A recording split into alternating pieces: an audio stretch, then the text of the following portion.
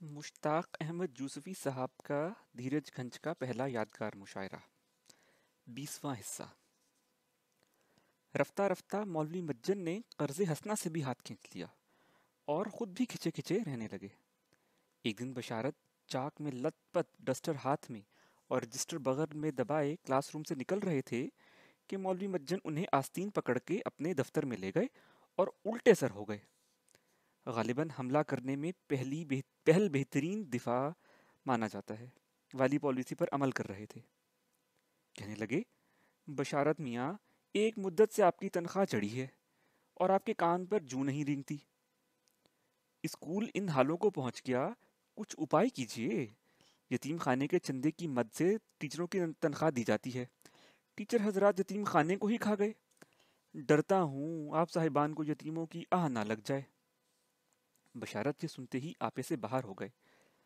कहने लगे, 7-8 महीने होने को आए, कुल 60-70 रुपए मिले हैं। 2 दफा घर से मनी आर्डर मंगवा चुका हूँ। अगर इस पर भी यतीमों की आह लगने का अंदेशा है तो अपनी नौकरी तय करके रखिए। ये लीजिए। ये कहकर उन्होंने वहीं चार्ज दे दिया। मतलब ये कि डस्टर और रजिस्टर हाजिरी मौलवी मज्जन को पकड़वा दिया। मौलवी मज्जन ने यकलख्त पेंतरा बदला और डस्टर इनकी तहवील में वापस देकर हाथ झाड़ते हुए बोले, आप कैसी बातें कर रहे हैं बरखुरदार? कसम है वादहु ला शरीक की, वो रकम जिसे आप हिसाबों 60-70 बता रहे हैं, वो भी यतीमों का पेट काट कर ज़कात और सदक़ात की मद से निकाल कर आपकी नज़र की थी। इसका आप ये सिला दे रहे हैं? सर सैयद को भी आखिरी उम्र में ऐसे ही सदमे उठाने पड़े थे जिनसे वो जाँ भर ना हो सके।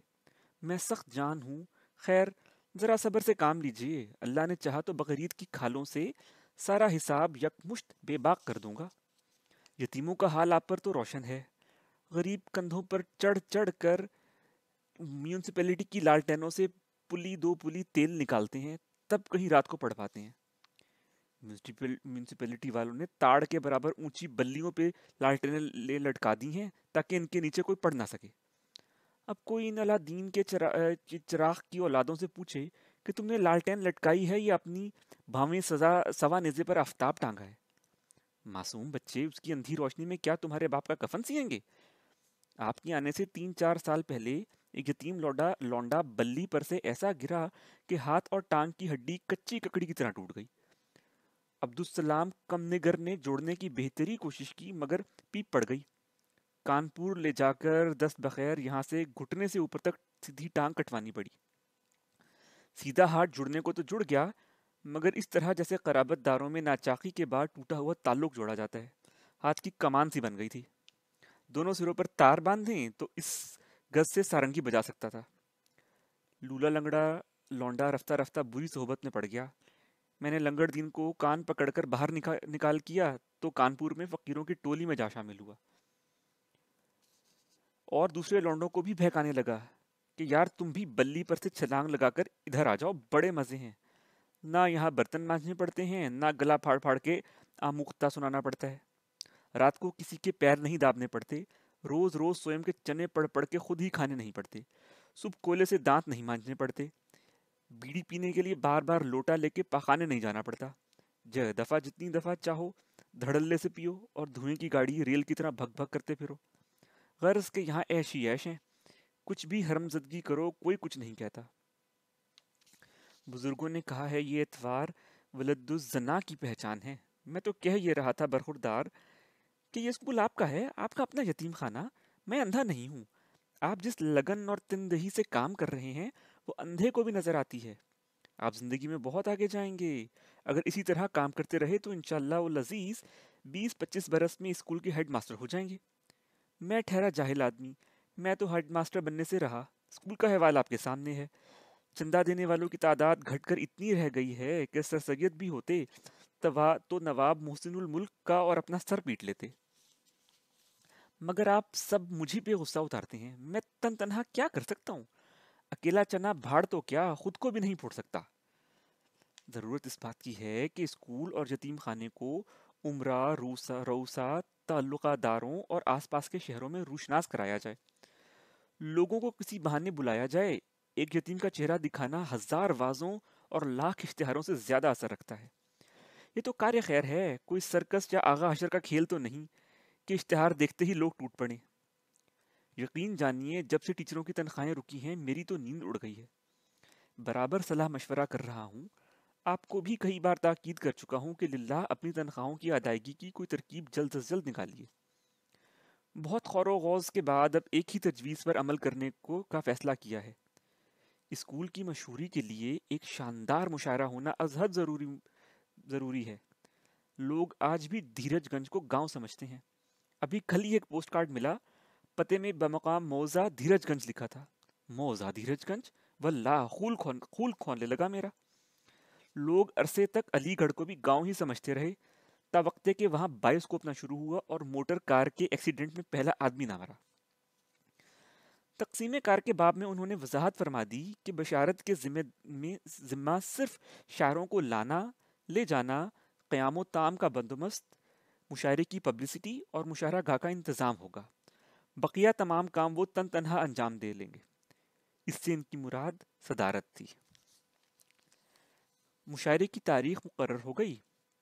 عمائدین دھیرج گنج کو مدعو کرنا، مصرع طرح اور شعراء کا انتخاب، شاعروں کو کانپور سے آخری ٹرین سے بسد احترام لانا اور مشاعرے کے بعد پہلی ٹرین سے دفان کرنا، مشاعرے سے پہلے اور غزل پڑھنے تک ان کی مفت خاطر و مدارت کسی اور سے کروانا، اور اسی قسم کے فرائض جو سزا کا درجہ رکھتے تھے بشارت کے ذمہ کیے گئے۔ شاعروں اور ان کے اپنے آنے جانے کا ریل اور اکے کا کرایہ اور دھیرج گنج میں قیام و طعام، پان، سگریٹ اور متفرق اخراجات کے لیے مولوی مجن نے بشارت کو 10 روپے دیے اور تاکید کی کہ آخر میں خرچ سے جو رقم بچ رہے وہ ان کو مشاعرے کے دوسرے روز ماہ رسیدات و گوشوارہ اخراجات واپس کر دی جائے۔ انہوں نے سختی سے یہ ہدایت بھی کی کہ شاعروں کو 8 آنے کا ٹکٹ خود خرید کر دینا، نقد کرایہ ہرگز مت دینا۔ بشارت یہ پوچھنے ہی والے تھے کہ شاعروں کے ہاتھ خرچ نذرانے کا کیا ہوگا کہ مولوی مجن نے یہ از خود مسئلہ حل کر دیا۔ فرمایا، شعراء کرام سے یتیم خانے اور اسکول کے چندے کے لیے اپیل ضرور کیجیے گا۔ انہیں شعر سنانے میں ذرا حجاب نہیں آتا تو آپ کار خیر میں کہے کی شرم کریں گے؟ اگر آپ نے پھوڑ پن سے کام نہ لیا تو ہر شاعر سے کچھ نہ کچھ وصول ہو سکتا ہے، مگر جو کچھ وصول کرنا ہے مشاعرے سے پہلے ہی دھروا لینا، غزل پڑھنے کے بعد ہرگز قابو میں نہ آئیں گے۔ رات گئی بات گئی والا مضمون ہے۔ اور جو شاعر یہ کہے کہ وہ ٹھنی بھی نہیں دے سکتا تو واللہ اسے تو ہمارے یتیم خانے میں ہونا چاہیے، کانپور میں بیکار پڑھا کیا کر رہا ہے۔ قارئین سوچ رہے ہوں گے کہ ان تمام انتظامی امور کے سلسلے میں اسکول کے ہیڈ ماسٹر کا کہیں کوئی ذکر نہیں آیا۔ سو اس کی ایک نہایت معقول وجہ تھی۔ ہیڈ ماسٹر کو ملازم رکھتے وقت مولوی مجن نے صرف ایک شرط لگائی تھی کہ یہ ہیڈ ماسٹر اسکول کے معاملات میں قطعی دخل نہیں دے گا۔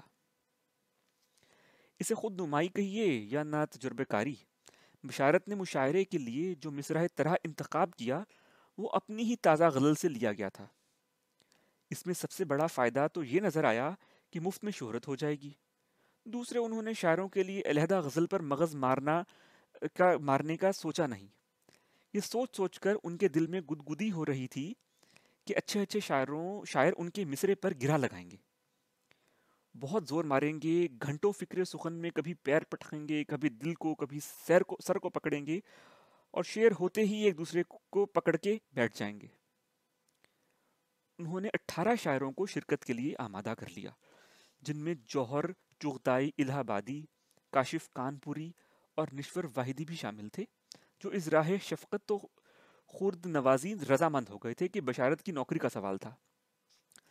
نشور واحدی اور جوہر الہ آبادی تو ان کے استاد بھی رہ چکے تھے۔ ان دونوں کو انہوں نے اپنا مصرع طرح نہیں دیا بلکہ غیر ترغیب غزلیں پڑھنے کی درخواست کی۔ ایسا لگتا تھا کہ باقی ماندہ شعراء کے انتخاب میں انہوں نے صرف یہ التزام رکھا ہے کہ کوئی شاعر ایسا نہ آنے پائے جس کے بارے میں انہیں ذرا سا بھی اندیشہ ہو کہ ان کے استادوں سے بہتر شعر کہہ سکتا ہے۔